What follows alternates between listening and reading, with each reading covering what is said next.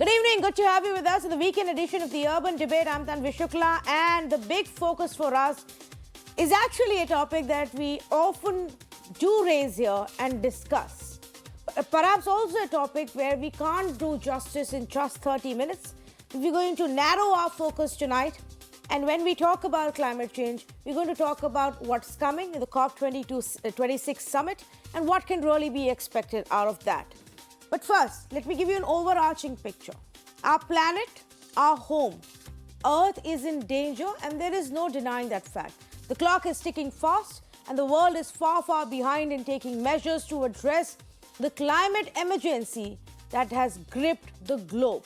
Across the world, glaciers are melting at a faster pace, temperatures are continuing to soar, forests are catching fire because of that, natural disasters have become common occurrences, killing and displacing millions every year.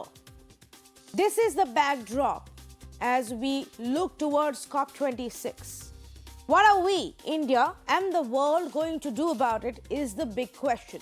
But almost every year, world leaders assemble for COP, which stands for Conference of Parties.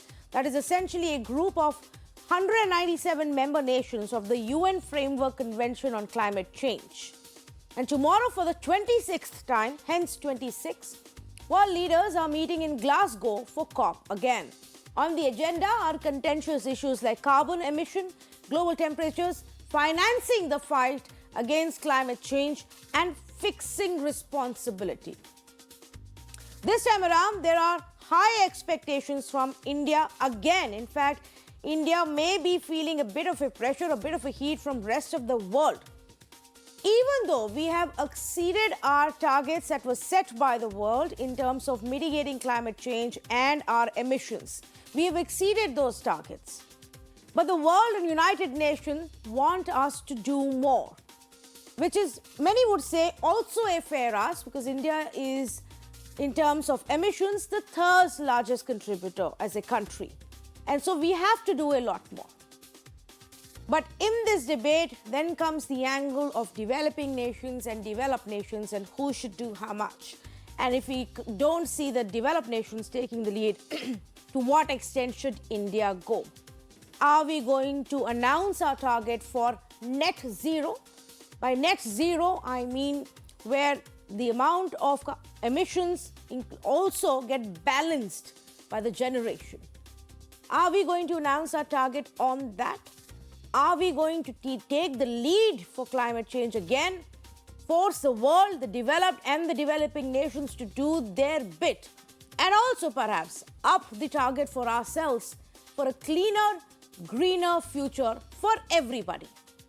Let me tell you, the big issues at COP26, new carbon trading mechanism that the developing nations want to carry over carbon credits, but the developed nations are against the carryover of carbon credits.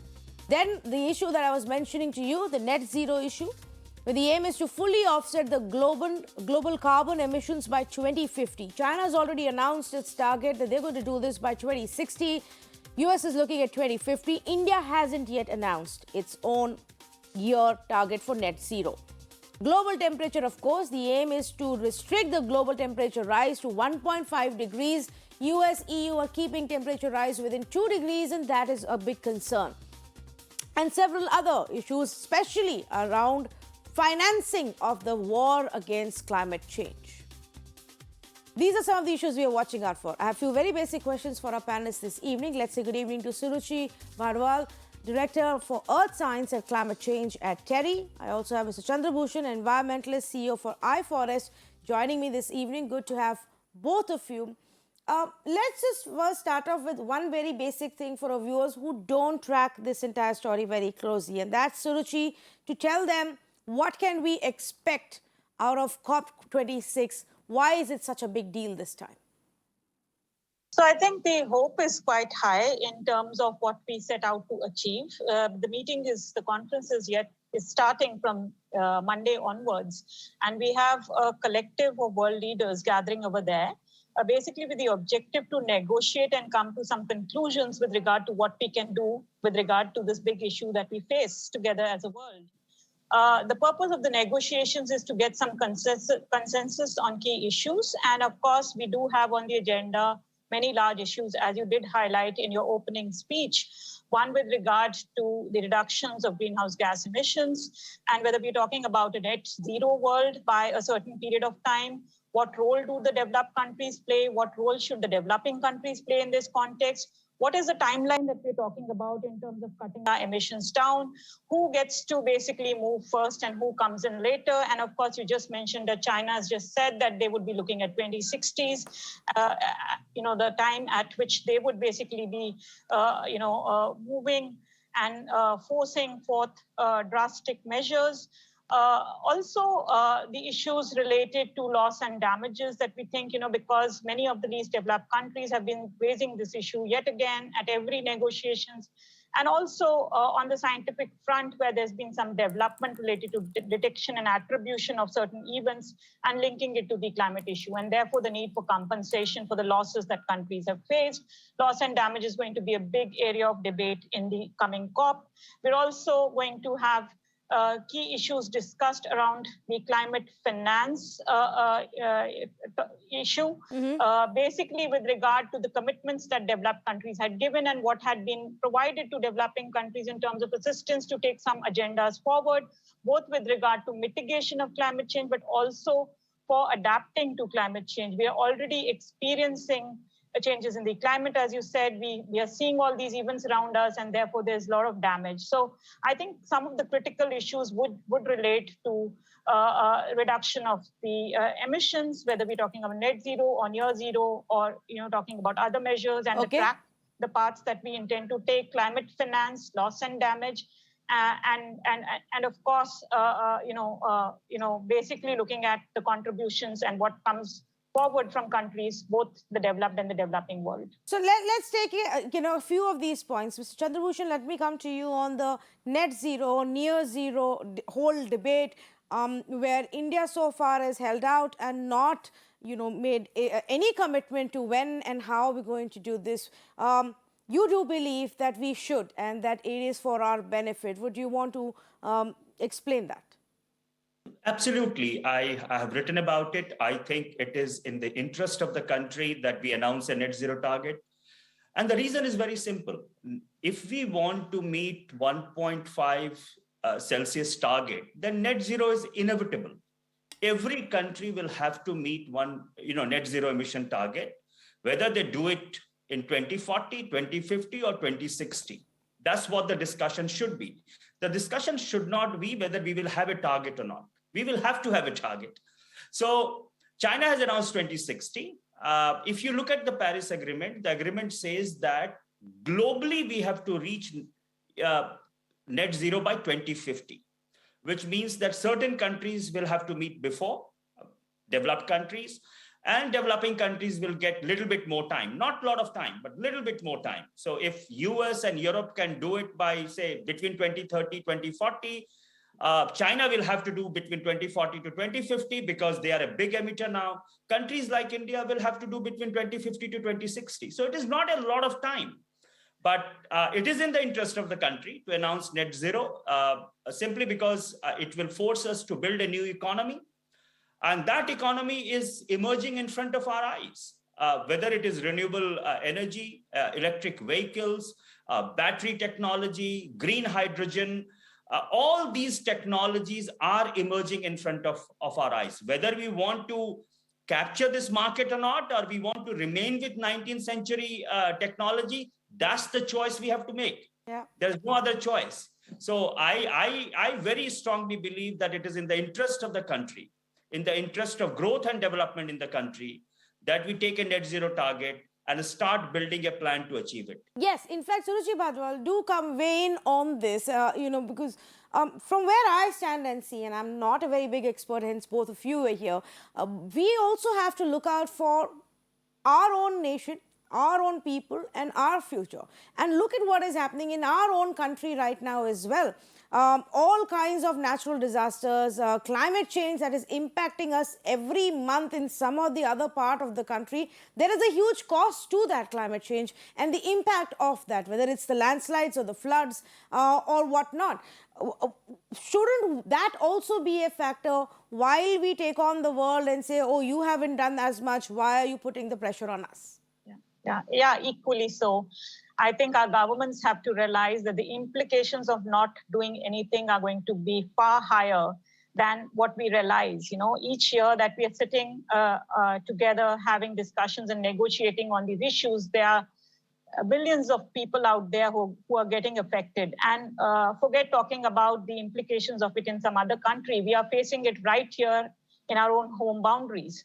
So, and the consequences of it are being felt by people all across the country. So whether we're talking about the floods in Kerala or we're looking at how Uttarakhand is affected, we are seeing it all around us. And therefore, the very reason that there should be pressure from within the country also that as a country, India also takes the lead with regard to showing or setting the example for other countries, because we are a large developing country, and therefore, as Chandrabhushan just said, we should not be looking at it as something that is being imposed on us, but looking at the opportunities that are there that we can take advantage of, ahead of time, to be able to move towards clean energy and an efficient form of, living, where we skip the traditional ways of using technology and fossil fuels, and moving towards advanced forms of technology and clean energy that may put us ahead in the path in terms of contributing in our own which way to basically, protecting the environment and helping in addressing climate change. So I think India has a lot to offer, and it can offer. I look at actually the whole issue as something not very different from development. When we talk about both mitigation and adaptation, we are saying nothing, but we are saying that we need to do development the right way, both for mitigation and adaptation. It's basically you're basically doing development, but doing it in the way where you're reducing the emissions of greenhouse gases. So you're tweaking technologies, you're moving towards clean energy, and the same for adaptation. We are facing the risks. So maybe some of our programs and schemes also need to be tweaked a bit to be able to contribute to the reduction in the losses or the risks that we talk about related to climate change. So ideally, we have to do development the right way, and it's not going to cost us a lot. In certain cases, maybe when we're talking about technologies and a whole lot of transformation in terms of the way we basically lead lives or run things, there may be a cost, but those costs need to be well understood, and therefore ways need to be found in terms of how we can get around and achieve those goals. So what have we done so far, Mr. Chandrabhushan, for the United Nations, and as per their, the standards that were set in reducing carbon emissions, we've managed to achieve quite a bit of it. What steps has India taken, and where do we need to now step up when you talk about alternative sources? So there is a complete disconnect between what we are projecting to the world and what we are doing domestically. In fact, we are doing a lot more domestically than what we are telling the world. And it's sad. It's actually non-strategic because you are not making friends. Think about it. We have one of the most ambitious renewable energy target, 450 gigawatt. Very few countries can match that. We have a target on electric vehicles. We have a hydrogen mission that was launched by the finance minister.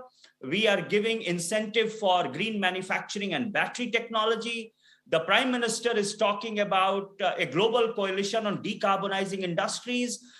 We have the world's largest crop insurance program, relief and rehabilitation program. Now you put all of them together and you find that India is maybe doing double than what it is promising the world. And I have never understood the logic of not telling the world what you're doing or not updating our commitment. Every country has updated their commitment for 2020. It's called as nationally determined contribution.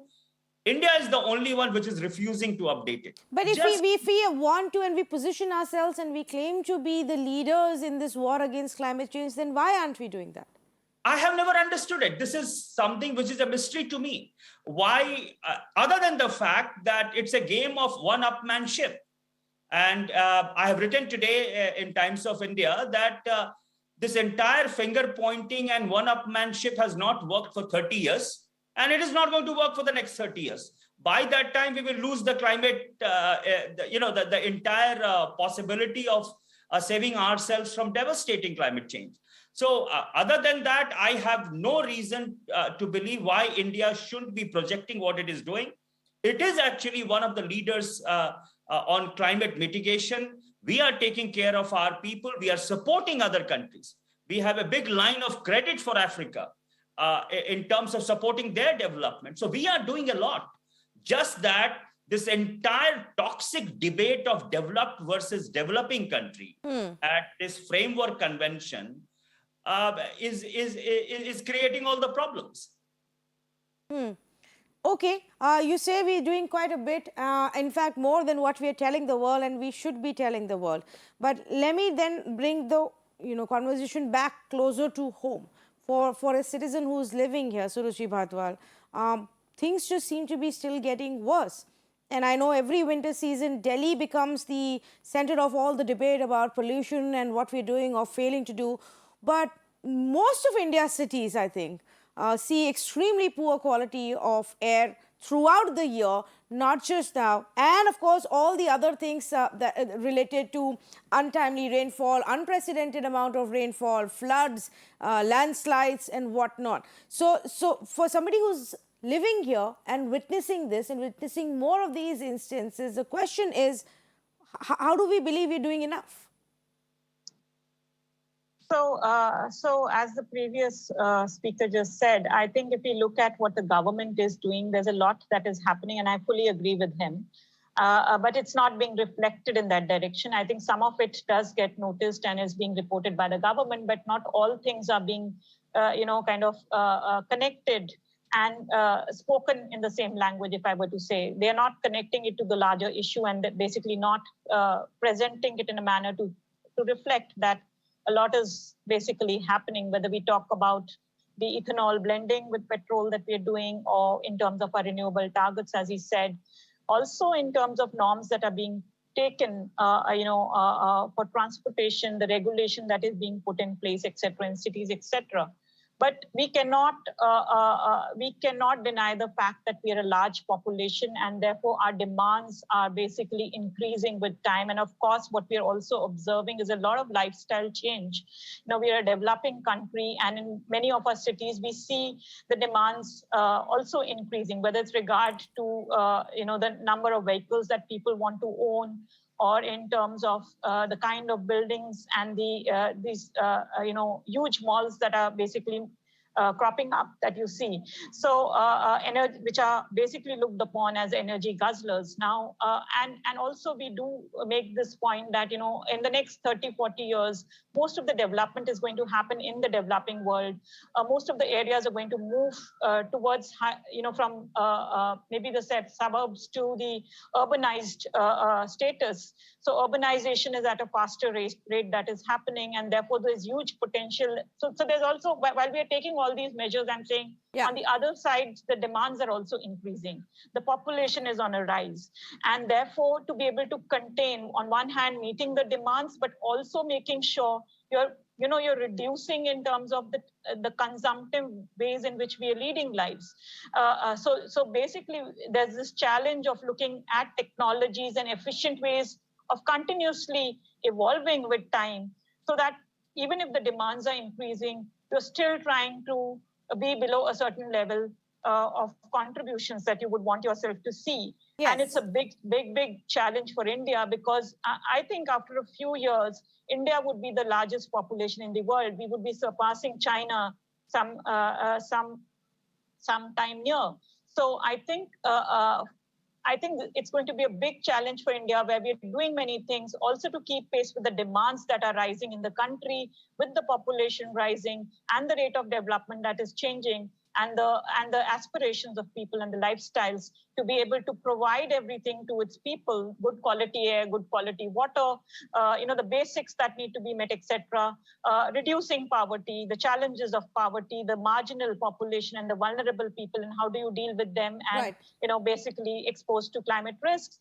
I think it's going to be a big challenge in India, and we have to get our act together to be able to fight this effectively. Yes, internally. and what you just said, my intent was exactly to highlight and emphasize that aspect through you, because while a lot of these steps are being taken, we also have to realize that our challenge is so much bigger and so much more serious, and we are changing so quickly with our lifestyle and our demands and our population the way that we have to do a lot more than what we are doing.